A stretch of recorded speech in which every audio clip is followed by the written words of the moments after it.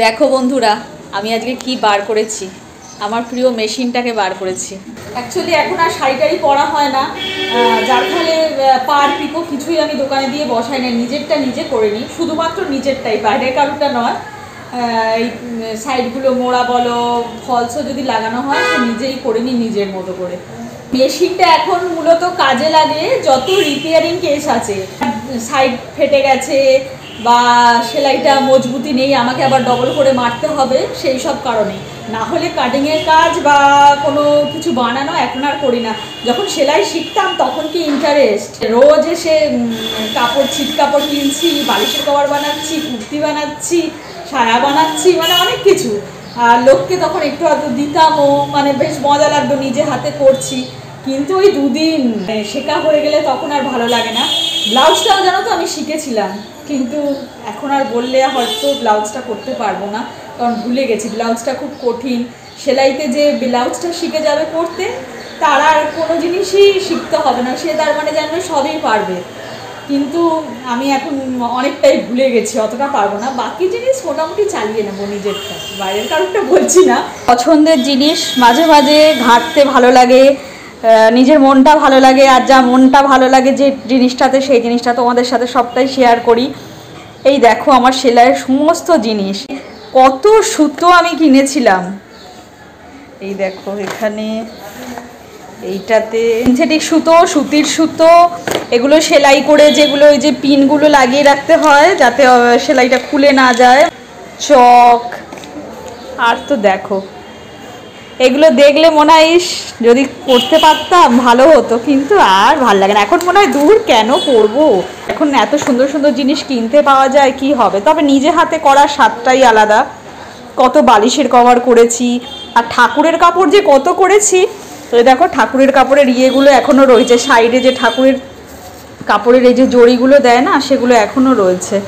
বানাবো এগুলো সব, কোনো দিন ইচ্ছা হলে আবার করব, আস্তে আস্তে করব। ওই মেশিন নিয়ে বসাটাই হয় না, সময়ের অভাব হয়ে গেছে, কি করব আর সব দিক সামলে উঠতে পারি না।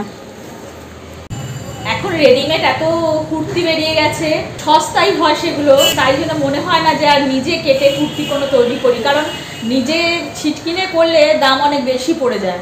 আমার কাছে না এখনো অনেক ছিট কাপড় পরে রয়েছে, ছিট কাপড় কি অনেক মিটার মিটার কাপড় পরে রয়েছে, সে পুরো থান কাপড়, কিন্তু আর করা তো আর হয় না, ওগুলো পরেই আছে। হ্যাঁ, কোনো সময় কোনো কাজে ইউজ করি, ঠাকুরের কোনো আসন পাতার কাজে, সাইডটা হয়তো একটু মুড়ে নিয়ে একটু ডিজাইন করে নিলাম, একটু পাটটার বসিয়ে দিলাম, এইরকম।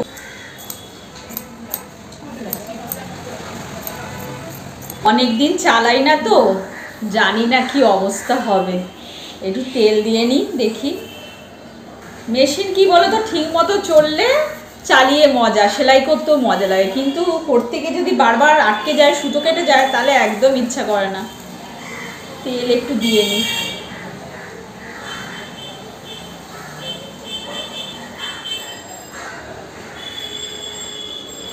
তেল দেওয়া হয় না, একটু আগে দিয়ে রাখলে ভালো হতো।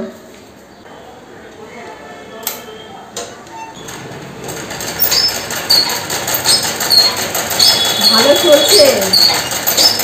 ওই দিকটা শাড়ির ভেতরের দিকটা ছিল, তাই সাদা সুতো দিয়ে হয়ে গেছে। এবার আঁচলের দিকটা, এবার তো সুতোটা চেঞ্জ করতে হবে, না হলে দেখা যাবে।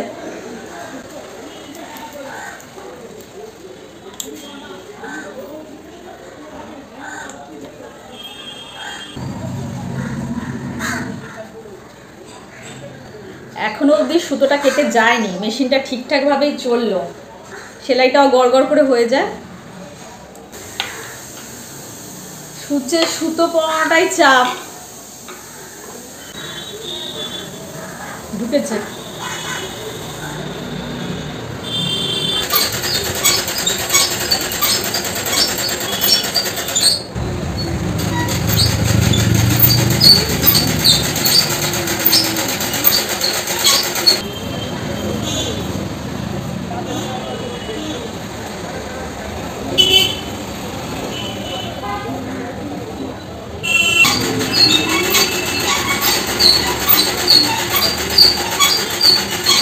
শাড়িটা তো মোটামুটি হয়ে গেছে, এবার যত আছে সব একটা করে সেলাই আছে, সব নাইটি কুর্তি এগুলো সব পরবো। একবার বসলে কিন্তু হয়ে যায়, কিন্তু বসবো বসবো করে ভেবে রোজ বসা না, আগে যখন বসে দিই যতটা পারবো সব করে দেবো। ঘরের অবস্থা দেখো, দর্জির ঘর হয়ে গেছে আজকে। চলো আমি সেলাই করতে থাকি, আবার নেক্সট ভিডিওতে দেখা হচ্ছে। আজ সন্ধ্যাবেলা তো আমি এটা করছি, তোমরা কি করছো, কে কি করছো, কার কার চা খাওয়া হলো? আমার এখনো চা খাওয়া হয়নি, এখন মাথায় ঘুরছে পেয়েছে, সবটা করবো তারপর চা খাবো।